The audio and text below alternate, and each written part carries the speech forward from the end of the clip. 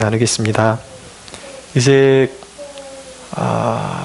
바울의 그 사역이 고린도에서 펼쳐지게 되었습니다. 고린도는 어떤 곳인가? 지난번에 우리가 살펴볼 때에 마게도냐 주의 수도는 데살로니가라고 말씀드렸습니다. 고린도는 아가야 주의 수도가 되는 곳이 바로 고린도입니다. 이 도시의 특징은 주전 46년에 줄리어스 시저가 황폐화되었던 도시를 다시 재건하고 이곳은 로마 식민지가 된 도시입니다. 이 도시는 전형적인 항구 도시였습니다.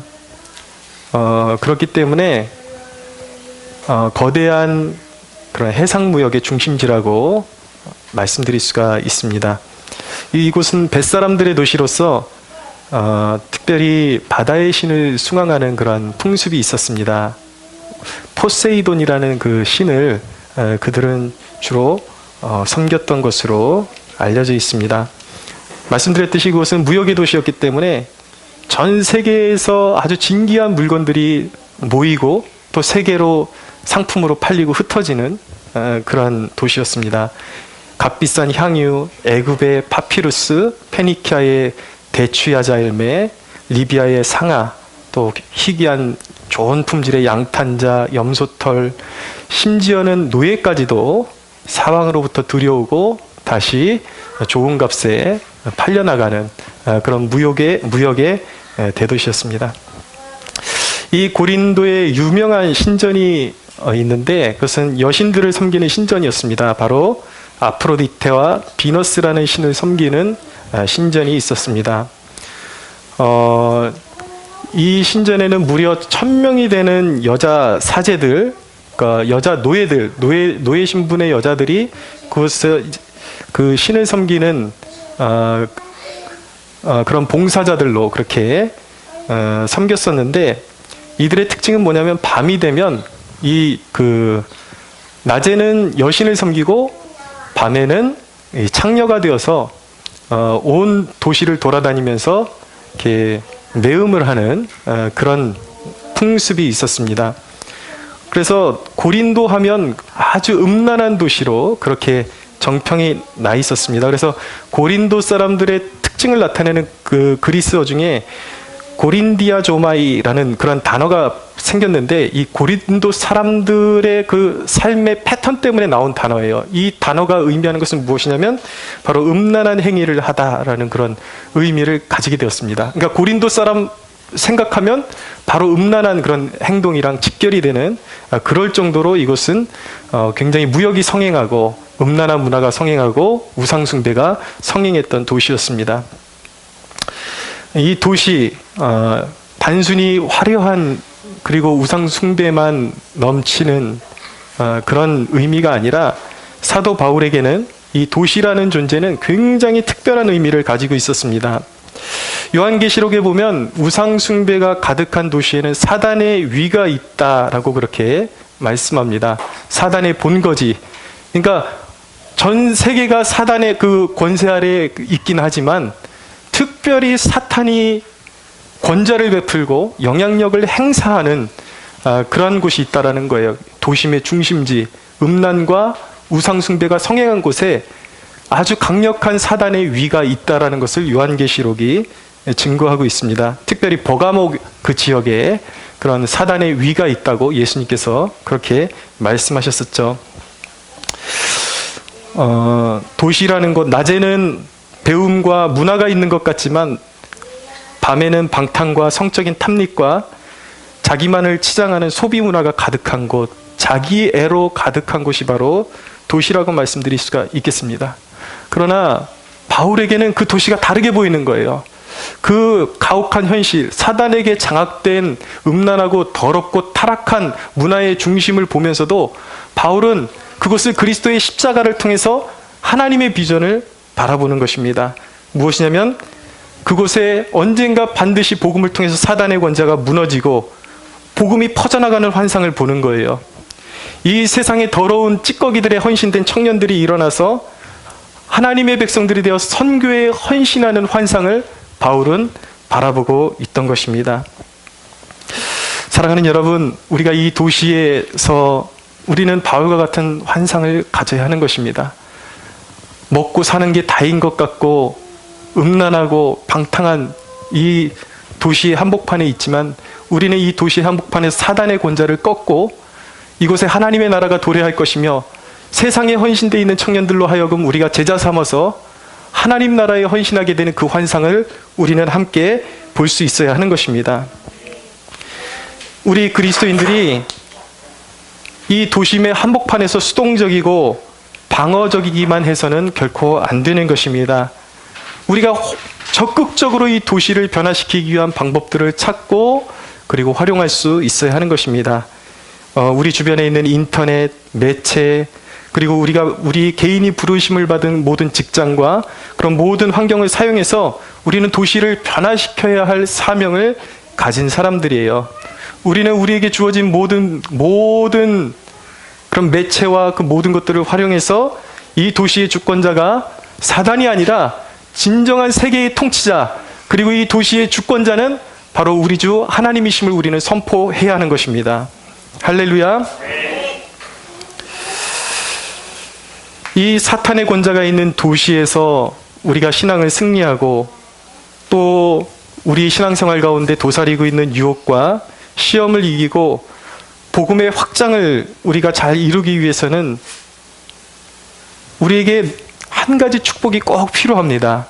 무엇이냐면 우리 홀로 설 수 없다라는 거예요. 혼자 힘으로 이길 수 없다라는 거예요. 유혹 많은 세상에서 우리가 신앙생활을 승리하고 롱런하기 위해서는 신실한 평생의 동역자를 만나는 축복이 우리에게 반드시 필요합니다. 2절에 3절을 보겠습니다. 이르되 너희가 믿을 때 18장 2절입니다. 아굴라라 하는 본도에서 난 유대인 한 사람을 만나니 글라우디오가 모든 유대인을 명하여 로마에서 떠나라고 한 고로 그가 그 안에 브리스길라와 함께 이달리아로부터 새로 온지라. 바울이 그들에게 가매라고 말씀하고 있습니다. 자, 바울이 고린도에서 하나님께 받은 가장 큰 축복 중에 하나는 무엇이냐면 바로 신실한 평생의 동역자, 바로 아굴라와 브리스길라 부부를 만나게 된 것입니다. 오늘 말씀해 보니까 2절에 글라우디오가 모든 유대인을 명하여 로마로 떠나라 한 그때에 이 로마에 살던 이 부부가 아굴라와 브리스길라 부부가 이제 고린도로 오게 됐다라는 것이죠. 역사적 자료에 보면은 이 당시에 로마에 유대인들을 통한 그런 소동이 있었다고 그렇게 나타나고 있습니다. 그 문헌에 보면 크레스투스라는 인물 때문에 유대인들 사이에 소동이 벌어져서 로마의 황제가 추방령을 내린 것이죠. 근데 이 속사정을 보면 이 크레스투스는 이 그리스어로 그리스도를 크리스토스라고 하는데 세상 사람들이 들을 때 이 어감을 잘못 받아들여서 크레스투스라는 그런 이제 별칭을 붙이게 된 것이죠. 무엇이냐면 로마에 있는 그 유대인 그리스도인들이 회심한 예수님을 믿고 회심한 그리스도인들을 예수님을 믿지 않는 유대인들이 심하게 핍박하고 소동이 일어났기 때문에 로마 황제의 눈에 이 유대인들은 그리스도인이나 뭐 그냥 유대교인들이나 다 똑같이 보이는 거예요. 그냥 도시를 혼란하게 하는 존재들이구나. 그래서 그냥 다 한꺼번에 유대인들은 모두 로마 지경에서 나가라. 그래서 그렇게 쫓겨나게 된 것이죠. 그런 배경 가운데 이 부부가 이제 고린도에 오게 되었는데, 여기서 이 아굴라와 브리스길라 부부와 사도 바울의 이 역사적인 이런 만남이 이루어지게 된 것입니다. 여러분, 아굴라와 브리스길라를 일컬어서 오늘 말씀해 보니까 천막을 만드는 사람들이다라고 그렇게 말씀하고 있습니다. 이들의 직업이 천막을 만드는 사람들이었어요. 사도 바울도 당시에 천막을 만드는 사람이었습니다. 같은 동종을 가지고 있었죠. 이들 부부에 관한 특징을 성경을 통해서 우리가 유추해 보면은 이들은 어떤 사람들이었는가? 성령에 충만한 사람들이었고, 이후에 이제 18장 말미에 가면은 아볼로라는 그런 아주 탁월한 전도자가 있었습니다. 근데 이 사람은 이론적으로는 잘 아는데 뭔가 좀 부족한 것이 있었어요. 근데 이 말에 능한 아볼로를 이 부부가 아굴라와 브리스길라 부부가 오히려 믿음의 도를 자세히 풀어서 가르쳐 주었다라고 그렇게 말씀하고 있습니다.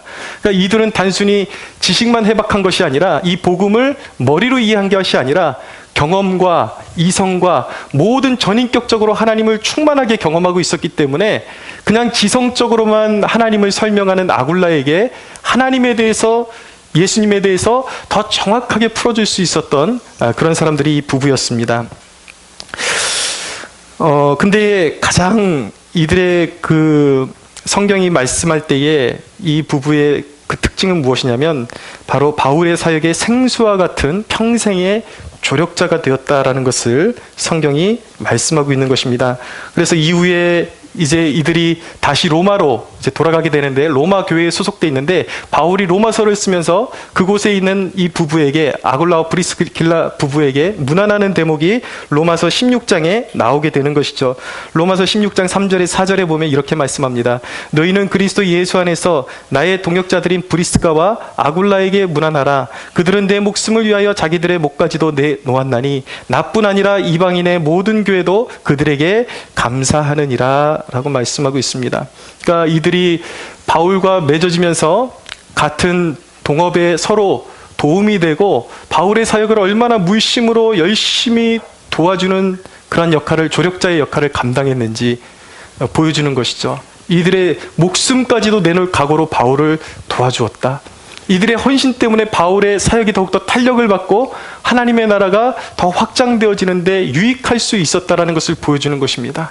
뿐만 아니라 이 부부가 하나님의 교회의 성도들에게 얼마나 신실한 섬김으로 그들이 아낌없이 섬겼는지, 모든 교회도 그들에게 감사한다. 모든 교회도, 모든 성도들에게 정말 인상이 남을 만한 섬김의 사람들이었다라는 것을 성경이 보여주고 있는 것입니다.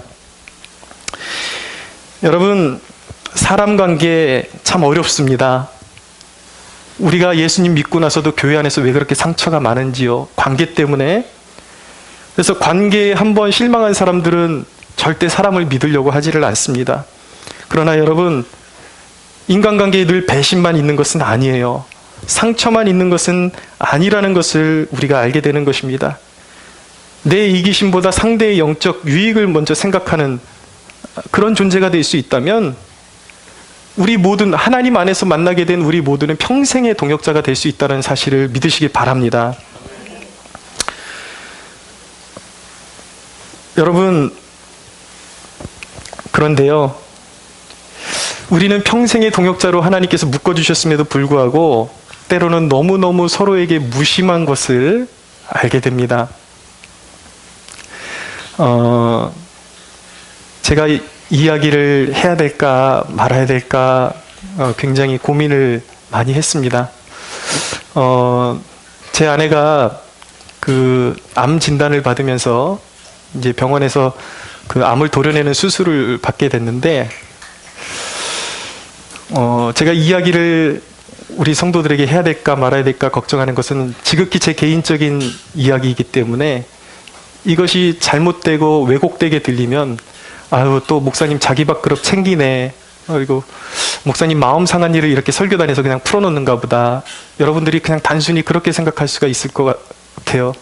그러나 여러분, 저는 하나님 앞에서 결코 설교단에서 제 개인적인 감정을 그냥 풀어놓기 위해서 결국 설교하지 않습니다. 어떻게 해서든 제가 여러분들한테 설교할 때 말씀드리는 건 어떻게 하면 우리 성도들에게 영적인 유익이 될까를 생각하는 것이죠. 아쉬운 것은 복음의 원리가 선포되면 여러분들이 그것을 자발적으로 어떤 상황 속에서든지 적용할 수 있어야 되는데, 안타까운 사실은 하나님의 이 말씀을 구체적으로 어떻게 적용해야 되는지 제가 일일이 설명하지 않으면 여러분들이 그것을 적용하지 못할 때가 있다는 것을 제가 알게 된 것이죠. 그래서 그리스도 안에 한 가정이 되었다라는 것, 가족이 되었다라는 것은 어떤 의미를 가지고 있는가? 성도의 교제라는 것은 어떤 의미를 가지고 있는가? 서로의 슬픔과 기쁨이 있는 현장 속에서 같이 기뻐하고 같이 울 수 있는 그런 존재로 우리가 부름받았다라는 것을 아셔야 돼요. 근데 제 아내가 그 수술방에서 나오고 그랬는데도 불구하고 정작 우리 교회 성도들 가운데 한 분도 수술 잘 됐느냐, 그리고 병원에 한번 문병 오거나 그러신 분들이 한 분도 없었어요. 물론 여러분들 가운데는 아유 이렇게 바쁘고 병원 가봤자 그 아프고 이런 정신없는 상황 속에서 오히려 가는 게 민폐가 되지는 않을까 분명히 고민이 있었을 것이라고 그렇게 믿습니다. 그러나 우리에게 바른 그런 대처가 분명히 필요하다라는 것이죠. 우리가 서로 안에 아파하는 사람이 있을 때에 내가 챙겨주지 않고 내가 관심을 가져주지 않고 아픔을 함께 나눌 수 없다면 여러분 우리는 말만 그리스도인이지 진정한 그리스도인이라고 말할 수가 없는 것입니다. 하나님이 우리를 맺어주신 이유를 우리는 망각하고 있는 거예요. 제가 제 개인적인 이 사례를 들어서 여러분들에게 드리고 싶은 메시지를 이해하실 수 있게 되기를 바랍니다. 우린 하나예요. 서로가 슬픔이 있을 때 함께 슬퍼할 수 있어야 되고 그 기쁨에 함께 동참할 수가 있어야 하는 것입니다. 여러분, 제가 여러분들의 자녀가 무슨 일이 있다고 하면 제가 안 달려가겠습니까? 여러분들의 삶 가운데 문제가 있을 때, 여러분들의 직장에 어떤 일이 있을 때, 기쁜 일이 있을 때, 슬픈 일이 있을 때 제가 여러분들의 그 이야기를 듣고 달려가지 않은 적이 있었던가요? 그렇지 않죠. 여러분, 서로에게 서로가 필요한 존재들이라는 사실을 꼭 기억할 수 있게 되기를 바랍니다.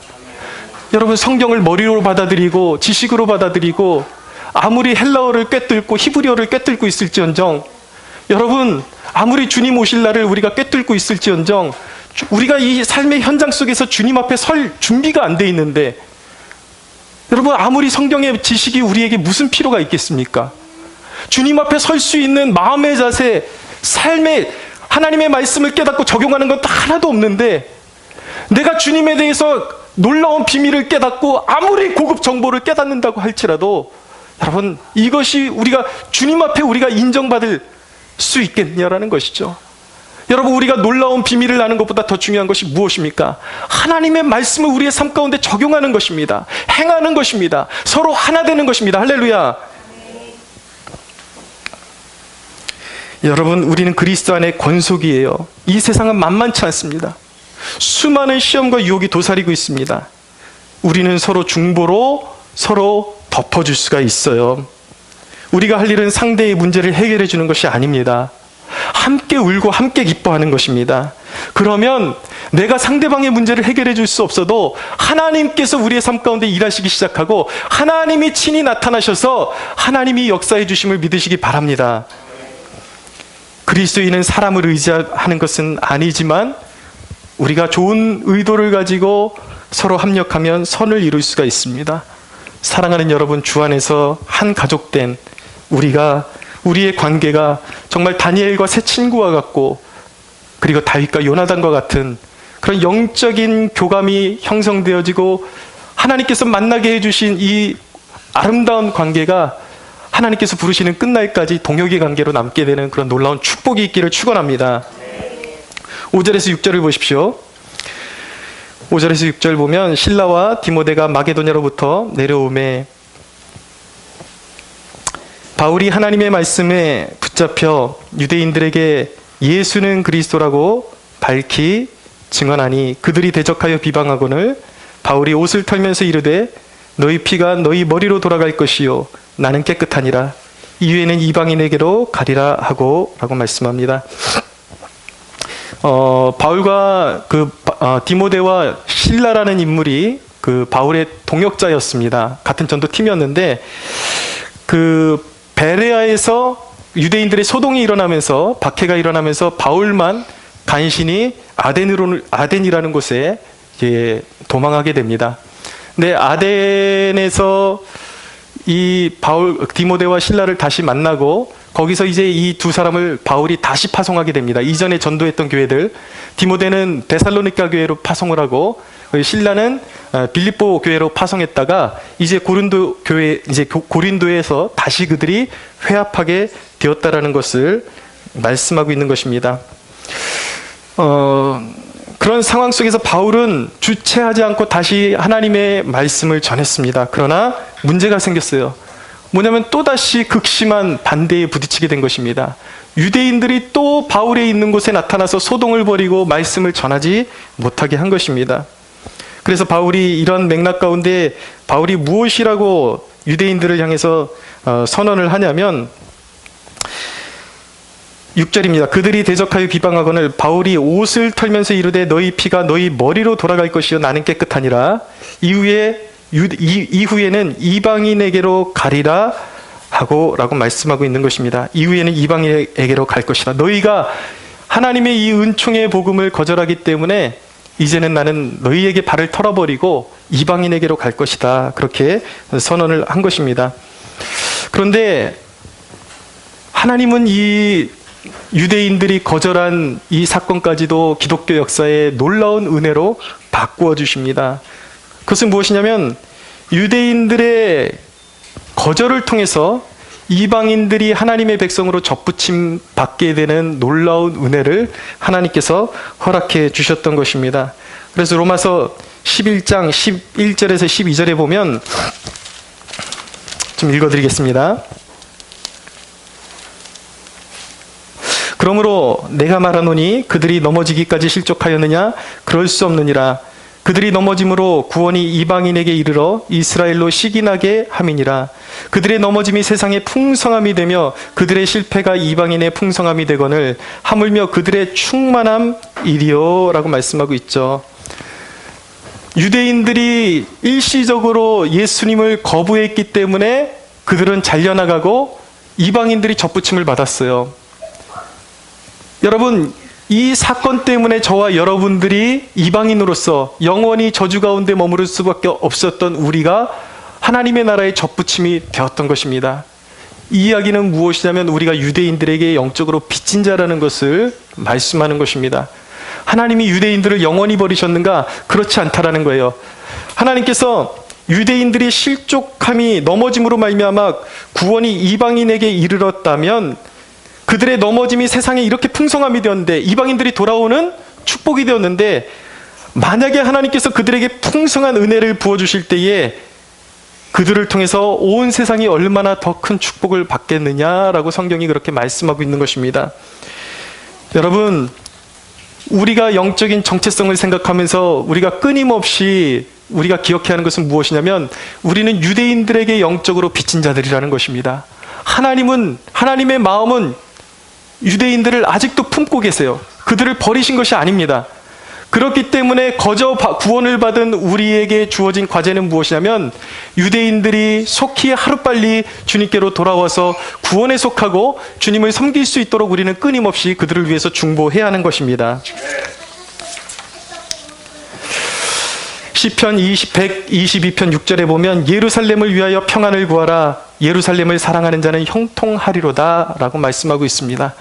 사랑하는 여러분, 우리는 구원의 빚진 자들입니다. 끊임없이 우리가 유대인들을 품고 함께 기도해야 할 줄로 믿습니다. 바울은 그렇게 극심한 반대에 부딪혔어요. 그런 극심한 반대에 부딪혔음에도 불구하고 바울이 극복할 수 있었던 몇 가지 이유가 있습니다.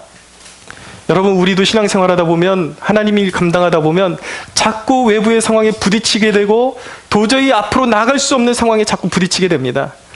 그럴 때 우리가 포기하지 않고 앞으로 전진할 수 있는 이유가 무엇인지를 오늘 말씀을 통해서 배우게 되는 것이죠. 바울이 극심한 반대를 극복할 수 있었던 첫 번째 이유는 무엇이냐면 바로 5절입니다. 5절을 함께 읽겠습니다. 시작. 실라와 디모데가 마게도냐로부터 내려오매 바울이 하나님의 말씀에 붙잡혀 유대인들에게 예수는 그리스도라고 밝히 증언하니. 예. 바울이 극심한 반대의 환난을 극복할 수 있었던 이유는 첫 번째 이유는 하나님의 말씀에 붙들렸기 때문입니다. 다시 말씀드리면 그가 사명에 붙들렸기 때문에 환난을 이길 수가 있었습니다. 바울에게는 주님이 삶의 일부분이 아닌 전부였습니다. 이 용서의 은혜를 경험한 사람은 늘 눈물이 있어요, 여러분. 진정한 감동이 있어요. 그래서 늘 전하지 않을 수 없는 마음의 감동과 그런 어떤 복받치는 감동이 있는 것입니다. 제가 예전에 대형교회에서 청년 시절에 새가족부 리더를 하면서 만났던 한 지체를 기억합니다. 첫 딱 만났는데 그 인상이 너무 오만해요, 사람이. 제가 성경을 가르쳐 주면서 인간은 죄인입니다 그랬더니 그 비웃는 한쪽 입술이 쫙 이쪽으로 올라가면서 가짠타는 듯이 내가 왜 죄인이냐고. 죄인인지도 모르면서 교회는 왜 왔냐고요. 잘 왔죠. 자기는 죄인이 아니라는 거예요. 그러면서 아니다고, 당신 죄인이라고. 그래야지 예수님이 필요하고, 당신에게 예수님이 필요하고 구원이 필요하다고. 제가 그렇게 이야기했더니 한 2달 교회에서 사라져 버렸어요. 저는 교회 안 나올 줄 알았어요. 그래서 제 마음 가운데 내가 또 한 사람 실족하게 한 게 아닌가 그런 염려가 있었습니다. 근데 2-3달쯤 지나가지고 이 사람이 다시 나타났어요. 근데 그 오만했던 얼굴이 그 3달 만에 도대체 무슨 일이 있었는지 얼굴이 확 바뀌었어요. 저하고 대화를 나누는데 눈에 눈물이 그렁그렁해가지고 알고 보니까 내가 죄인이 맞다고. 내가 죄인이 맞다 그러면서 이전에는 아무렇지도 않게 행동했던 일이었는데 자기는 그렇게 욕을 잘했대요. 욕을 잘하고 길거리에 가면서도 이유 없이 침을 뱉고 그랬는데 하나님이 자기 안에 오신 것을 경험하게 되니까 자기가 길거리에 침을 뱉는 것도 죄라는 것을 깨닫게 됐다라는 거예요. 이것은 하나님의 형상이 아니라는 것이죠. 하나님의 형상이 내 안에서 심하게 깨져 있었기 때문에 내가 이렇게 죄인의 모습으로 살았구나라는 것을 깨닫게 됐고 자기가 예수님을 영접하게 되었다라는 거예요. 자기를 용서하신 그 그리스도의 은혜를 생각할 때마다 눈물이 난다라는 거예요. 이것이 변화의 역사인 것입니다. 이 변화를 경험한 사람마다 그 마음의 감동 때문에, 그 용서받은 감동 때문에 복음을 증거하지 않고는 견딜 수 없는 뭉클함이 그 가슴 가운데 있게 되는 것입니다. 여러분들 그 감동이 있으십니까? 여러분, 그 경험이 있는 사람은요, 그 경험한 사건이 이제 사명이 되어버리는 것입니다. 자기 자신이 뭘 하기 위해 부름받은 존재인지에 대한 명확한 이해가 있어야 돼요. 내가 쓸모없는 인생으로 태어난 것이 아니라 나를 용서하신 그리스도의 십자가와 부활의 복음을 증거하기 위해서 내가 이 땅에 부름받은 것이구나 깨닫기 시작하잖아요. 그 정체성이, 그 사명감이 우리의 삶 가운데 상처가 오고 실망이 오고 좌절이 몰려올 때에 거기에 멈춰서지 못하게 만드는 거예요. 진정한 그리스도인, 복음의 사명에 붙들린 그리스도인은 어떤 절망도, 어떤 실망도, 어떤 상처도 그의 발걸음을 가로막지 못하게 되는 것입니다. 예수님은 우리를 위해서 온갖 모욕과 고난과 고통을 참으셨어요. 하나님의 아들이신 그분이 인간들에게 옷벗김을 당하시고 침뱉음을 당하심에도 불구하고 그분은 멈추지 않고 아버지께로 받은 사명만을 위해서 달려가셨습니다. 십자가를 지셨습니다. 거기서 주님이 경험하신 것이 바로 부활의 능력이었던 것입니다. 할렐루야. 여러분들이 누군가에게 상처받았다고 주저앉을 때에 꼭 기억하십시오. 여러분들이 억울한 것은 맞지만 누군가에게 상처받고 신앙생활을 중단할 때에 아무도 책임져 주지 않습니다. 여러분 그 사실 아십니까? 지옥에는 상처받은 사람들 천지라는 것을 꼭 기억하셔야 돼요. 하나님의 상처는요, 하나님의 사랑을 거부했기 때문에 우리 안에 쌓이는 거예요. 하나님은 우리를 치료하기를 원하시고 우리에게 새 지평을 열어주기를 원하시는데 여전히 상처받고 상처를 은혜 아래서 처리하지 못하고 사람을 향한 증오심, 사회를 향한 증오심, 어떤 대상을 향한 증오심에 붙잡혀 있다가 결국은 떨어지는 것이 바로 지옥인 것입니다. 여러분, 우리는 험난한 영적인 싸움 한복판에 있는 것입니다. 끊임없이 우리에게 상처를 주는 그런 역사들이 있어요. 그것이 누구든지 간에. 여러분, 우리는 이 영적 싸움을 잘 수행해야 될 줄로 믿습니다. 아무리 상처 주는 사람이 있을지라도 우리가 주님의 이름을 붙잡고 사명의 길로 걸어가면 비록 상처가 있지만 그럼에도 불구하고 우리를 구원하시는 주님을 믿고 하나님을 사랑하고 이웃을 사랑하면 아브라함처럼 만민의 복이 되는 축복을 누리게 될 줄로 믿으십시오. 그러므로 여러분들이 상처를 이기고 반대에 부딪히는 그 모든 역경을 이기기 위해서는 하루하루의 하나님의 말씀을 붙잡아야 하는 것입니다. 여러분들의 지식을 만족하는 말씀이 아니라 이 말씀을 통해서 성령의 감동으로 매일매일의 삶 가운데 우리에게 주시는, 나에게 주시는 말씀, 여러분들의 머리만 만족하게 하는 말씀이 아니라 여러분들의 가슴을 치는 말씀, 레마의 말씀, 그 말씀을 붙잡고 하루하루 살아갈 때 우리는 세상 가운데 요동치 않게 될 것입니다.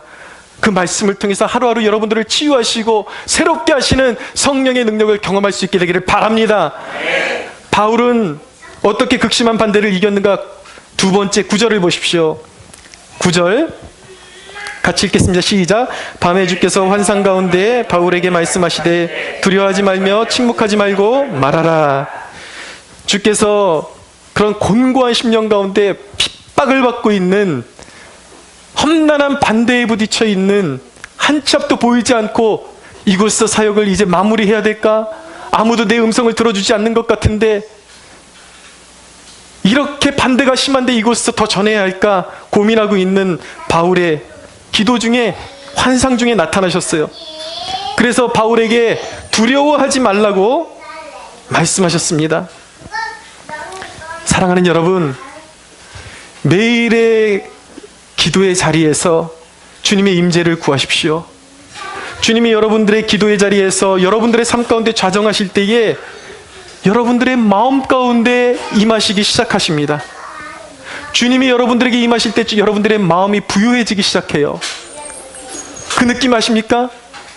비참하고 정말 처절히 깨진 심령으로 주님 앞에 앉았는데 무릎 꿇고 기도하기 시작하면 시간이 점점 지나고 나는데 내 마음 가운데 무엇이 충만하게 임하는 것을 느끼게 되는 것이죠. 왠지 부요해지고, 왠지 뿌듯해지고, 두려움으로 앉았는데 왠지 용기로 충만해지고. 여러분, 우리의 두려운 심령 가운데 용기가 생기고 담대함이 생긴다는 것은 무슨 의미인가? 주님이 우리의 삶 가운데 좌정하셨다라는 의미인 것입니다. 할렐루야. 주님이 임재하셨다라는 거예요.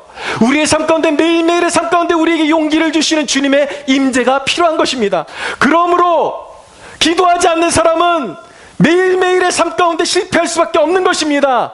영적으로 비참하고 영적으로 늘 가난한 삶을 살아갈 수밖에 없는 것입니다. 그러나 우리가 아무리 핍박 중에 있고 반대에 부딪힌다 할지라도 매일매일의 삶 가운데 주님 발 앞에 엎드려서 주님의 임재를 구하면 우리는 세상을 이길 수 있는 용기로 충만해지게 되는 것입니다. 주님이 지키시고 있는 한 아무도 바울을 대적할 수가 없었습니다. 여러분, 영의 눈을 뜨셔야 돼요. 이 세상을 살아갈 때요, 영의 눈으로 바라보는 법을 자꾸 배우셔야 돼요. 훈련하셔야 돼요. 인간의 눈으로 볼 때는 사자가 삼킬 듯이 가까이 있는 것 같아요. 파도가 넘실거리고 숨이 차올라서 나를 덮어버리고 죽어버릴 것 같아요. 그러나 여러분, 그것은 사단이 보여주는 위협일 뿐이에요. 분명한 것은 주님의 임재가 나타날 때 우리의 인생의 배를, 그 키를 누가 잡고 계신가? 예수 그리스도가 그 키를 잡고 계십니다. 할렐루야. 여러분, 여러분이 주님의 일을 하고자 할 때 사탄은 항상 속삭일 것입니다. 당장 멈춰. 당장 멈춰. 죽기 싫으면 멈춰. 그런데 여러분, 그 음성을 거부하셔야 돼요. 여러분, 이렇게 선포하셔야 돼요. 아니야, 나는 이 길로 계속해서 걸어갈 거야. 오늘 주님께서 뭐라고 말씀하십니까? 침묵하지 말고 말하라 라고 말씀하고 있는 거예요. 아무리 반대에 부딪혀도 사탄이 여러분에게 너희의 신앙의 길을 멈추라고 그렇게 말할지라도 아니야, 나는 이 길로 걸어갈 거야. 주님의 말씀을 받들어야 하는 것입니다. 주님은 침묵하지 말고 너희의 길로 가라. 복음을 전하라. 너희의 사명의 길로 걸어가라고 말씀하고 있는 것입니다. 여러분, 음란한 도시는 꿈쩍도 하지 않는 것 같아요. 우리가 아무리 전하고 깨워도 꿈쩍도 하지 않는 것 같아요. 이 도시 앞에 서 있으면 이 도시는 너무나도 커 보이고 우린 너무나도 미약한 존재로 보입니다. 우리가 무엇으로 이 도시를 깨뜨리고 여러분, 이 도시를 변화시킬 수가 있는 것입니까? 불가능해 보이죠? 그런데 여러분, 도시를 깨우는 한 가지 길이 있습니다. 그 말씀이 오늘 말씀에 담겨 있는 거예요. 주님의 말씀이, 주님의 명령은 무엇입니까? 침묵하지 말고 말하라. 할렐루야. 여러분, 수많은 청년들을 보십시오. 이 땅에 살아가는 수많은 청년들을 보십시오. 그들은 암담한 미래를 위해 살다가, 육체를 위해서, 썩어져가는 육체를 위해서 살다가, 어떤 이는 자신의 꿈에 부풀어서 가정을 이루지만 이혼당하고 좌절하고, 때로는 인생을 정말 열심히 살아보고 싶지만 실패하고 병마와 불행에 시달리다가 그 인생의 끝에 결국은 하나님을 모르고 영원한 멸망의 길로 걸어가는, 지금은 너무나도 파릇파릇한 인생을 살아가고 있는 것 같지만 그들의 인생의 미래는 보장되어 있지 않아요. 사단의 권자 아래 눌려있는 그 모습이 바로 이 땅의 청년들의 모습인 것입니다. 여러분, 사탄은 그 일을 위해서 수많은 영혼들을 지옥으로 보내기 위해서 오늘도 이 도시에 권자를 베풀고 한순간도 쉬지 않고 일하고 있습니다. 여러분, 그 사단의 권세를 꺾을 수 있는 유일한 길은 무엇입니까? 사단도 쉬지 않고 일하는데 우리 그리스도인들이 쉬지 말고 예수 그리스도의 살아계심을 증거해야 할 줄로 믿으시기 바랍니다. 여러분, 예수의 복음 외에는 길이 없어요. 여러분이 전달하는 전도지, 하찮은 사탕 하나, 커피 한 잔 결코 헛되다고 생각하지 마십시오. 여러분들이 도시의 한복판에서 외롭게 사람들에게 외면당하고 어떤 사람들은 여러분들 조롱하며 지나가지만 분명한 것은 영적인 우위는 세상에 있는 것이 아니라 예수의 이름을 전하는 초라한 전도자들에게 영적인 우위가 있음을 믿으시기 바랍니다. 여러분, 세 번째로 바울이 극심한 반대를 이길 수 있었던, 극복할 수 있었던 이유는 주님이 반드시 열매가 있을 것을 말씀해 주셨기 때문입니다. 10절 하반절을 보십시오. 10절을 한번 같이 읽겠습니다. 시작. 내가 너와 함께 있음에 어떤 사람도 너를 대적하여 해롭게 할 자가 없을 것이니 이는 이 성 중에 내 백성이 많음이라 하시더라. 아멘. 주님께서 말씀하셨어요. 바울아, 네가 이 도시에서 이 사명을 포기하지 말아야 될 이유는 무엇인가? 너의 눈에는 보이지 않지만 내가 숨겨놓은 나의 백성들이 이 도시에 많이 있다. 여러분, 주님께서 내 백성이 많이 있다라고 말씀하신 이 부분을 주목하십시오. 이것은 놀라운 구원의 비밀이 담긴 단어인 것입니다. 여러분, 만세 전에 아주 이 땅의 시간이 시작되기 그 전부터 하나님 마음에 담아두신 백성이 있었습니다. 생명책에 기록해 놓으신 백성이 있었습니다. 여러분, 죄 많은 이 세상 가운데, 악이 관영한 세상 가운데 하나님이 역사를 접어버리시지 않으시고 보존하신 이유가 무엇인지 아십니까? 하나님의 영원 태초부터 하나님의 마음에 두셨던 저와 여러분들을 찾아내셔서 구원해내시기 위해서 세상을 포기하지 않으신 것입니다. 할렐루야. 여러분들의 인생 한 사람 한 사람의 계획 우연이 없어요. 하나님의 계획하심 가운데 여러분들이 이 시대에 이곳에 태어났습니다. 이 교회에 나오게 되었습니다. 사랑하는 여러분, 십자가의 주님을 믿는 자마다 주의 백성이 될 수 있음을 믿으시기 바랍니다. 열매는 우리가 만드는 것이 아니에요. 하나님이 미래하시고 계획하신 영혼들을 우리를 통하여 전도에 미련한 것으로 하나님이 부르시는 거예요. 이미 그의 마음 가운데, 하나님의 마음 가운데, 하나님의 생각 속에 하나님이 사랑으로 품으신 백성들이 우리의 전도를 통해서 하나님께 나오게 되어 있는 것입니다. 인간의 힘으로 사람이 구원받는 게 아니에요. 성령의 능력으로 구원받는 것입니다. 여러분, 이정훈 교수라는 분이 있습니다. 이분의 직업이 원래 뭐였냐면 스님이었어요. 이분이 원래 하셨던 일이 뭐냐면 한국교회를 무너뜨리는 그런 총책임 역할을 했던 분이었습니다. 이분의 그 간증이, 이분이 어떤 일을 했냐면 사실은 이 땅에 동성애를 합법화시키고 학생 인권 조례라 그래서 학생들로 하여금 어떤 그런 종교를, 예를 들어서 미션 스쿨 같은 데서도요, 이제는 함부로 예수 믿으라고 함부로 할 수가 없는 시대가 되었습니다. 왜냐하면 학생들 스스로에게 인권이 있는데 선생님들이 너에게 신앙을 강요하는 것은 거부할 권리가 너에게 있다라는 거예요. 그런 것을 심어주는 것이 학생 인권 조례예요. 근데 이 스님이 주로 했던 일이 바로 그런 학생 인권 조례, 그리고 이 땅 가운데 동성애를 합법화시키는 그런 작업을, 전략을 세워서 교회를 무너뜨리는 일을 했던 분입니다.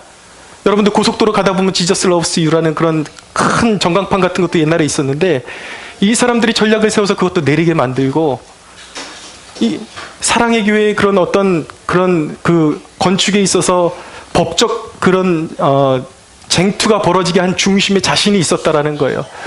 근데 사람들은, 기독교인들은 모르고 그것이 정의인 줄 알고 사실은 자신들이 배후에서 다 조종하고 있었는데 동성애를 편들고 교회를 무너뜨리는 일에 수많은 그리스도인들이 함께하고 있었다라는 것이죠. 근데 이분이 더 교회를 무너뜨리기 위한 법안을 이렇게 고안해내기 위해서 그들에게 필요한 일이 무엇이었냐면 기독교를 잘 알아야 무너뜨릴 수 있다는 거예요. 그래서 어떻게 하면 기독교를 더 잘 무너뜨릴 수 있을까 연구하기 위해서 CTS를 끊임없이 들었다는 것입니다. 그런데요, 놀라운 일이 벌어졌어요. 기독교를 무너뜨리기 위해서 CTS를 듣는데, 어떤 설교자의 설교를 듣는데 대단한 내용도 아니었다라는 거예요. 인간은 죄인인데 그리스도의 십자가의 은혜만이 인간의 죄를 용서할 수 있다는 이 메시지를 듣는데 처음엔 그랬다라는 거. 죄인 좋아하고 있네. 내가 무슨 죄인이야. 그런데 이상하게 그 순간에 인간의 언어로 형용할 수 없는 힘이 자기에게 임하는 것을 느끼게 되면서 자기가 죄인이라는 것을 깨닫게 되었다라는 것입니다. 그러면서 이 사람이 회심을 하게 돼요. 반역, 영적인 대역자에서, 하나님을 대적하는 사람에서 하나님을, 그리스도를 증거하는 증인으로 완전히 바뀌게 된 것입니다. 할렐루야. 그러면서 지금 막 이렇게 간증을 하면서 눈물이 그렁그렁해요. 내가 이런 죄인이었다고. 사랑하는 여러분, 인간의 설득으로 어떻게 이런 일이 벌어지냐고요. 저와 여러분들의 증거가, 우리가 이 도시의 한복판에서 끊임없이 예수의 이름을 증거해야 되는 이유는 무엇입니까? 여러분들이 할 수 있는 일은 예수 믿으세요 한마디밖에 할 수 있는 것이 없어서 내가 이렇게 전도해도 될까? 과연 이것이 의미가 있을까? 여러분들 수없이 그런 생각했을 거예요. 그러나 믿으십시오, 예수의 이름은 사람의 마음을 두드리는 능력이 있습니다. 할렐루야. 성령이 역사하실 때에 죄인 중에 개수들이 회개하고 돌아오는 역사가 반드시 일어날 것입니다. 사랑하는 여러분, 사방으로 둘러싸인 환경에서 주님을 놓치면 너무 많은 것이 보이게 됩니다. 너무 많은 것이 보이게 되고 함몰되게 되는 거예요. 그러나 여러분, 어떤 상황 가운데서도 주님께 시선을 모으면 삶이 단순해져요. 극복할 수 있는 능력이 생기는 것입니다. 여러분, 점점 바닷속으로 빠져들어가는 여러분들 자신을 발견할 때에 거기서 빠져나오는 방법은 하나예요. 주님의 이름을 부르십시오. 할렐루야.